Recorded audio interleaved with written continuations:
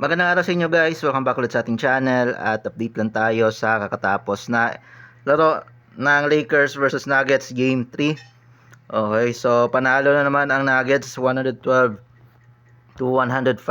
Okay, so dahil sa panalong to 3-0 na ang Nuggets and mukhang nangangamoy 4-0 and masisweep na naman ulit ng Nuggets ang Lakers. Okay, so dahil sa panalong to 11 game losing streak na yung Lakers guys kontra sa Nuggets ha.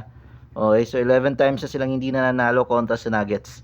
Okay, so 3-0 na. Alam naman natin wala pang nakaka-comeback sa NBA na down ng 3-0.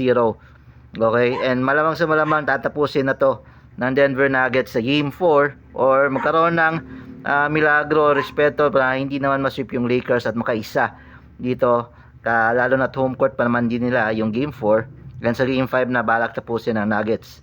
Okay, so Game 4 is ngayong Saturday yan, pero linggo dito sa atin sa Pilipinas. So nauna para sa Nuggets, makikita nyo yung scoring dito sa Nuggets, sobrang balance guys.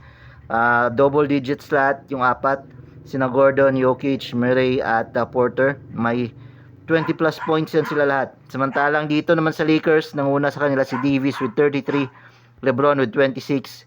Si Austin Reeves guys, ito pumutok si Austin Reeves dito sa game na to, which is kailangan siya ng mga last 2 games. Nag-perform siya ngayon dito sa game 3. Yun nga lang, ito si D'Angelo Russell, matapos yung magandang laro niya ng game 2, bokya si D'Angelo Russell dito sa game 3. And nabu pa nga itong si D'Angelo Russell.